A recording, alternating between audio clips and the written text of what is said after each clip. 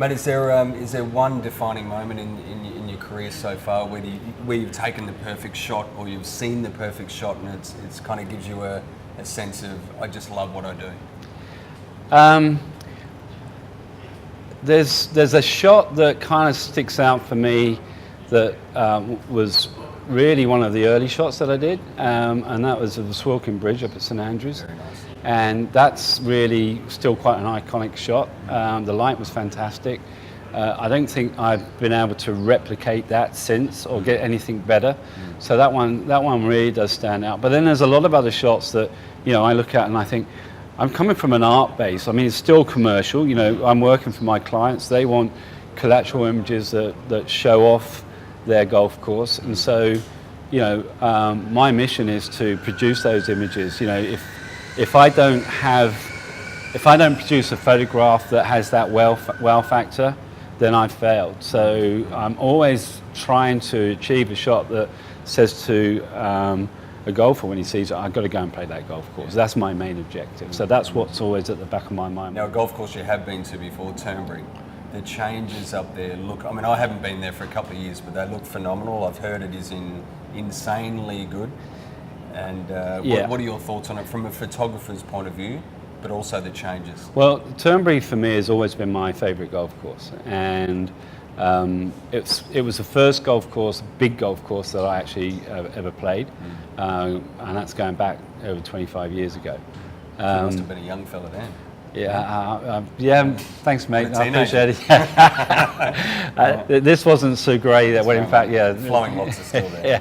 Yeah. So I haven't been back for about 5 years, 6 years, and then recently went back there last week with my son Patrick, and we had 2 days up there. And I can honestly tell you that the changes are phenomenal. They are unbelievable. I mean, they've Anywhere on the course in particular? Well, mostly all over. I think they've put new greens in everywhere. There's new bunkering. The first was an okay hole, but now it's a special hole. You know, it's a real challenge to start with, and then you go your way all the way through to. I think there's changes on virtually every hole, and then you get to the 9th, which is a new hole. Possibly their new signature hole, and that's just a stunning par 3. It's still off the back of the old traditional tee, and I think it's something like nearly 200 yards to the pin. And then you've also got the iconic lighthouse on the left-hand side, so it makes for a great photograph. You posted the photos the other day, and it's like you're in awe of it. Being a golf nerd as I am, you just look at them and you think, I want to get on the plane. The great thing about Links Golf Course is that you know, and I think this is part of my sort of signature work, is that it doesn't have to be perfect weather. You know, we play golf in all conditions, and that's one of the things that I started off doing, thinking, well, I'm not just going to wait for it to be a blue sky. You know, I want that drama to come through in each photograph, and that's what you get at Turnberry, because obviously you got the sea there.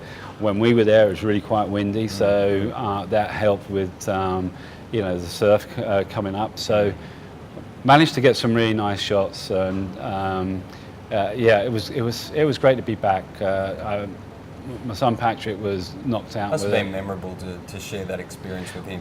It was actually, because it was the first time we've done it just as a, you know, a 2-ball, and yeah, we just chilled out. Nice. Had a pretty handy player, I hear. Yeah, he's off 8 now, but I mean, he should be down lower, but he's kind of like, he's at university, he takes his time off golf, still hits it, you know, pretty well. So it's a little bit rusty, but yeah, we had a great time. It's handy. Yeah.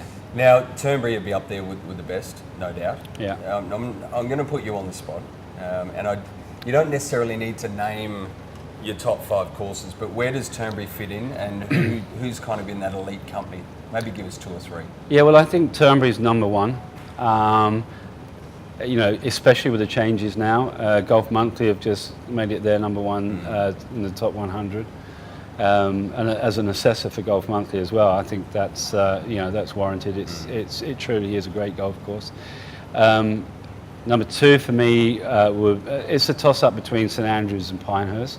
Okay. So the old course at St Andrews, Pinehurst, I love going over there. That's a fantastic number 2. Great track, and again with the changes that they've made, they've taken it back to how it used to be. So, you know, you haven't got all those sharp edges now. You've just got this soft kind of wasteland that defines the fairways. So that's spectacular. Yeah, obviously St Andrews speaks for itself. Of course. And then there's a golf course in Norway, up in the Arctic Circle. Yeah, I know the one. I know where you're going. It's Lofoten, and I've been up there 3 times now, and I can honestly tell you, it is the most stunning location. It really is. Isn't it's absolutely it a Viking beautiful. burial ground? Yeah, it's an old Viking burial ground. It's a mysterious place. Up there just to Well, I was staying in a kind of lodge on my own, and we were trying to get some shots of the Northern Lights, which kind of you don't know if you're going to get lucky or not. And we got some sort of activity going on, but it wasn't enough. There was a lot of cloud base, but it can be pretty spooky up there, especially if that wind gets up. Yeah. But then the great thing about that golf course is that the light changes. Yeah, and you can see the clouds coming in, and it's instant. It's like you know, if the rain's coming in, you think, oh, I've got 10 minutes. You haven't. You've got 30 seconds to get out. It's there. It just comes up off the sea, and it's one of my favourite places. You were telling me you were with the owner, and he said, we have this window of opportunity. Get out of the car and start shooting. Is that? Well, he wanted to tell us all about what was going on. I went up there with the Troon guys, and our first visit, and I could see that the light was changing, and he said to us that, you know, it's unpredictable. We don't know what's going to happen with the weather. You can look at the forecast, but it really could change instantly. So I just saw this opportunity and said, stop the car, and then legged it, got out on the golf course and managed to get a few photographs while we were out there. So yeah, it's their website, Facebook page, Instagram. I mean, you could spend hours on it. You know, the flyovers, the videos. I mean, it's an insane golf course. We did a shoot with Galvin Green last year in the summer. So it was just as you were getting the 24-hour daylight. And that's quite interesting because that light, just the sun bounces down and back up again. So you get a sunrise, a sunset and a sunrise within like 2 or 3 hours. Seriously, it's just a wonderful, wonderful place. The owner, Frode Hoff, a lovely, lovely man.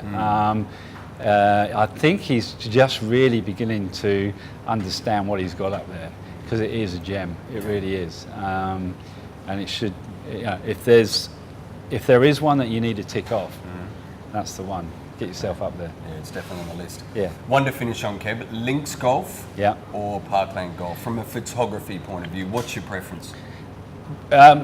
It's a tough one to answer because, you know, depending on the golf course, depending on the light, you know, I love shooting over in North Carolina. You know, pine trees there, so early morning light.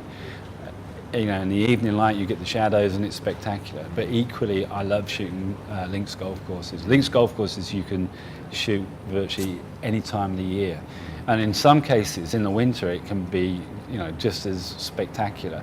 And in some cases, for me, it's even better because I'm not having to get up at 3 o'clock in the morning and still being out there at 11 o'clock. So, you know you're going to get, it's a smaller window, but you can still get some really good light first thing in the morning in the winter as you could do, and again in the evening. So, in answer to your question, I think probably Links has got it. Mate, great to have you back. It's a real pleasure to be back, buddy. You're one of life's great guys, and I mean that. Thank you. And, appreciate it. Thanks for your time. Okay, mate. And mate, we've got some work to do this afternoon. I know. Yeah. Looking forward to it. Should we take the sticks out? Why not? Yeah, let's do it. England versus Australia. Oh, there you go. That was actually quite